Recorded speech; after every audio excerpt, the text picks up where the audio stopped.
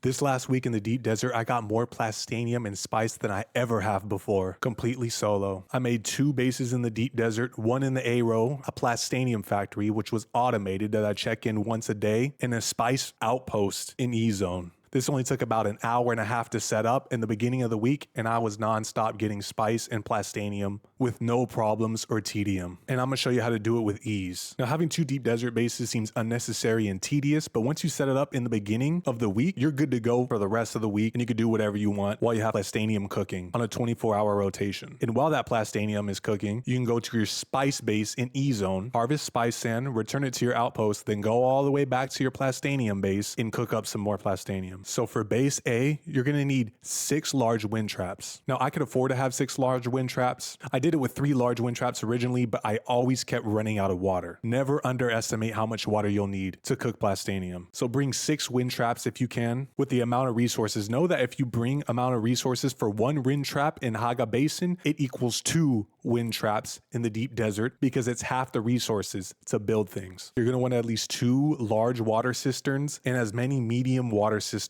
as you can make. Shoot for 400 to 500,000 storage for water. You're gonna want a medium chemical refinery and a large ore refinery. 1,500 to 2,000 plastone. A survival fabricator if you want to craft more particulate filters, although my base is so close to the A zone, to the shield wall that I could fly back to Haga Basin whenever I want, cook particulate filters in Haga Basin and bring them back to the deep desert. Don't worry about bringing scrap or fuel cells because there are gonna be so many in the A zone in the deep desert, you'll never run out. And this is most important. Bring a Mark III or whatever Mark buggy you want, but what you absolutely need is the Mark VI cutter array for the buggy. This is going to be perfect to just drive outside of your base, mine titanium and stravidium ore so that you can cook it in your A base. The setup is really simple. First, you want to put the advanced subfief down, mine some fuel cells, stuff it with the fuel cells. So the first layer of your base, you're going to want to find a good spot with a good amount of titanium and stravidium ore, and you're going to want to build an advanced subfief because the advanced subfief has much more space than the regular subfief, and you don't have to worry about taxes because they'll get wiped during the DD reset anyways. You could also bring death stills if you want to, but you're also going to have bodies, and a lot of the little encampments where enemies were supposed to be had 0 enemies. It was just landmines, so that was really annoying. But if I could go back, I would have doubled down on the wind traps and just cut out the death stills. The first layer of your base is going to be all the refineries. The first floor is going to be your small chemical refinery and your large ore refinery and your subfief. Then you're going to have a second floor that's going to be filled with generators and water storage. As many generators as you can make. I was able to power everything in my base with the regular generators alone. I just kept putting 2 generators down, getting more fuel cells, then refuel it until I kept meeting the minimum cap that I needed to run everything properly. What you want to do first is get your wind traps running as fast as possible. Put those on top of your roof of your base and immediately fill them with particulate filters with your water storage placed. Now they do take damage in the storm, but if you put a pentashield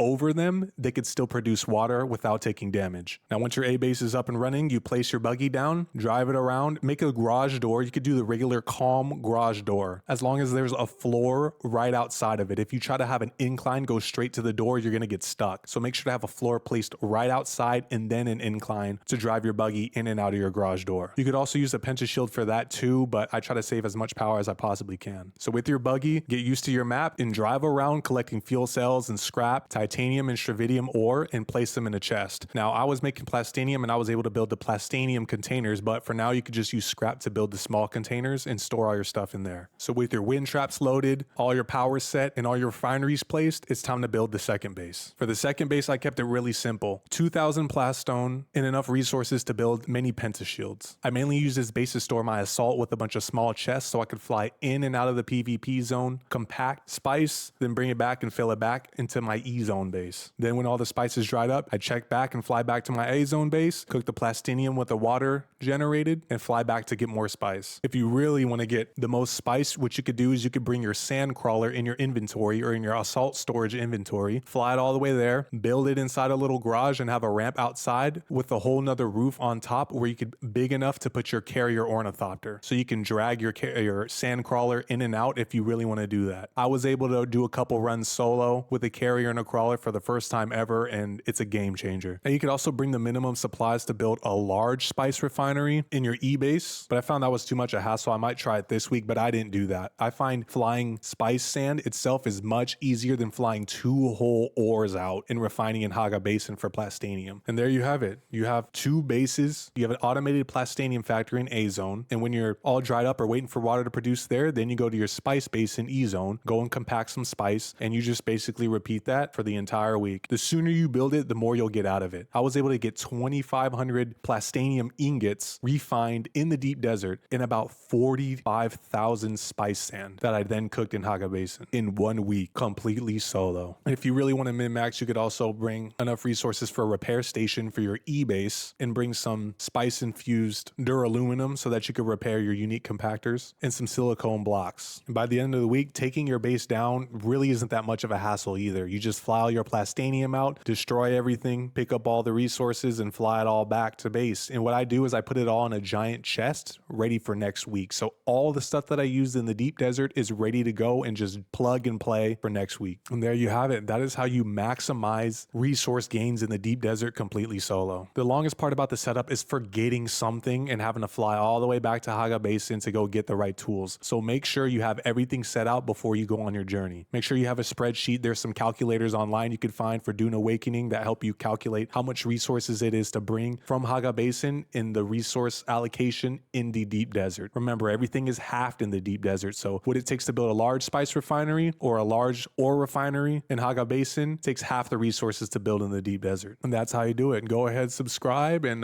good luck to y'all.